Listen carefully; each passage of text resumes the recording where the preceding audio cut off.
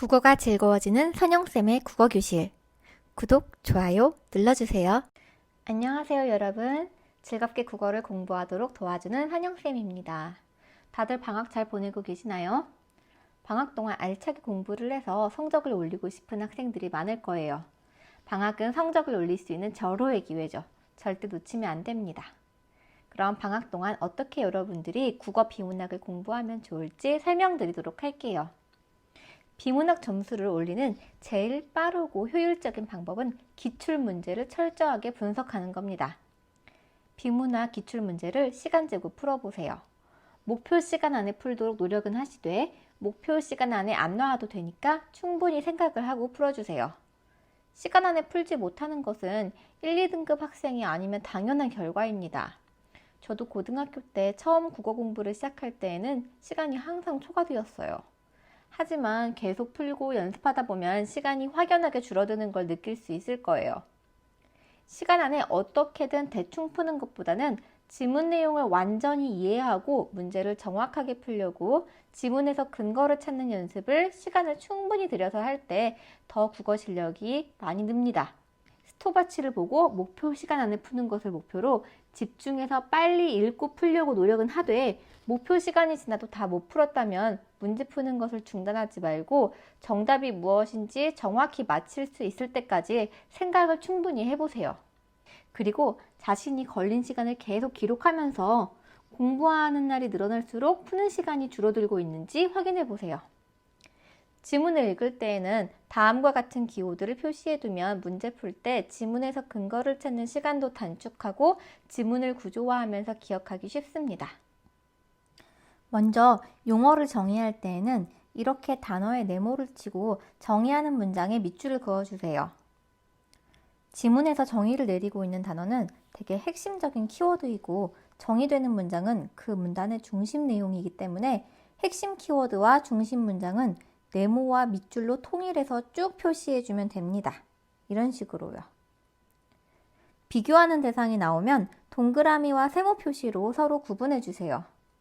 각각의 핵심적인 특징들에도 동그라미와 세모 표시를 해서 특징을 비교해주면 좋습니다. 특히 필자가 긍정적으로 생각하는 대상에는 동그라미, 부정적인 대상에는 세모 표시를 해주면 필자가 대상을 바라보는 시각까지도 한눈에 알아볼 수 있죠. 반면, 하지만, 그러나와 같은 역접의 접속사에는 거꾸로 세모 표시를 해주고 그 뒤에 이어지는 문장에는 밑줄을 그어줍니다. 역접의 접속사 뒤에 나오는 문장들은 대부분 중요한 핵심 내용이 되거든요. 따라서 그러므로 이에 따라와 같은 원인과 결과를 이어주는 접속사에는 화살표 표시를 해줍니다. 아까 중심 내용에는 밑줄을 그어주라고 했는데 단순한 중심 내용이 아니라 글 전체의 주제문 또는 필자의 궁극적 주장이 되는 핵심 오브 핵심 문장은 물결 표시 밑줄을 쳐줍니다. 그래서 어떤 항목을 제시하고 그 항목의 여러 특징들을 나열하고 있을 때에는 항목에 괄호 표시를 해주고 특징들에는 숫자를 붙여줍니다.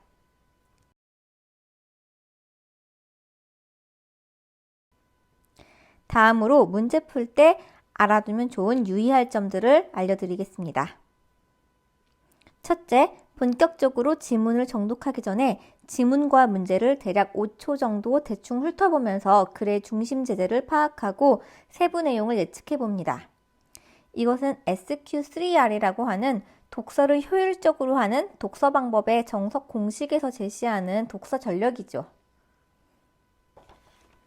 둘째, 문구를 정확하게 읽고 적절한, 적절하지 않은을 헷갈리지 않도록 조심하고 문구에서 제시하는 조건이 있다면 놓치지 않도록 해야 합니다.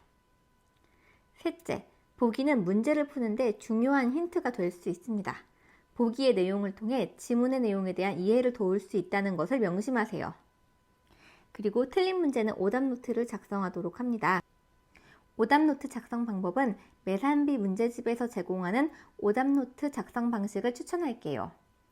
매산비에서 제공하는 오답노트 양식을 다음 QR코드로 들어가서 다운받으면 선생님이 만든 오답노트 양식을 다운받을 수 있습니다. 이 예시처럼 자신이 틀린 유형과 잘못 생각한 부분, 새겨야 할 점, 문제의 출처를 써두면 오답 노트를 만들기도 복습하기도 쉬울 거예요. 비문학 공부를 매일 꾸준히 하루에 2-3지문씩은 해주세요. 그리고 일주일에 하루는 지난 일주일 동안 공부했던 내용을 복습해주세요. 이 복습이 지겨워서 안 하는 분들도 많은데요. 선생님도 옛날 고등학교 때 이 복습하는 시간을 가지면서 국어 성적이 본격적으로 정말 많이 올랐고 결국 수능 때 한 개만 틀릴 수 있었어요. 리뷰하기는 아주 중요하니까 반드시 리뷰하는 시간을 꼭 가져주세요.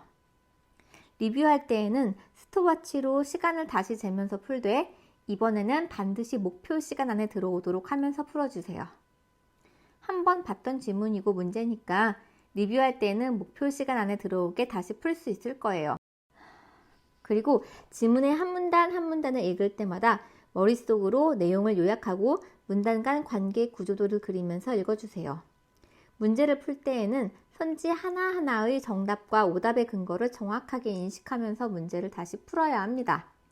또 일주일간 만들어 두었던 오답 노트를 다시 읽으면서 자신의 어떤 잘못된 사고 과정 때문에 오답의 길로 빠지게 되었는지 생각하고 정답으로 이어지는 생각의 고리를 체화시킬 수 있도록 해주세요. 이제 어떻게 공부해야 할지 감을 잡았나요? 국어 공부와 관련된 질문이 있으면 댓글로 달아주세요. 구독과 좋아요는 사랑입니다.